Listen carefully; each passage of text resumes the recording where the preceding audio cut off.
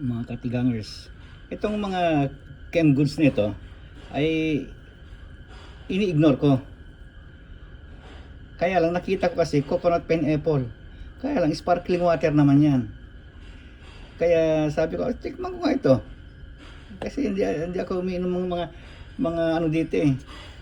Mga soft drinks eh. Pero tikman natin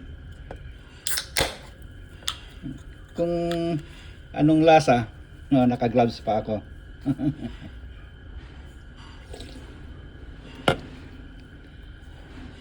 Tubig lang. Tubig lang pero parang may nalalasang kang ano, kopra. Kopra. Pero walang lasa. Tubig. Pero yung parang panglasa mo, parang may kopra. Ewan ko, amuin ko nga. Yung amoy. Kaya pala, pero yung lasa, tubig talaga. Sparkling water talaga. Ayan.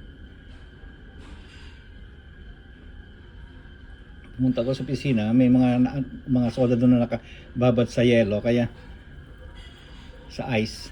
Kaya kumuha ako dahil nakita ko na ano. Pero walang tamis. Pwedeng inumin.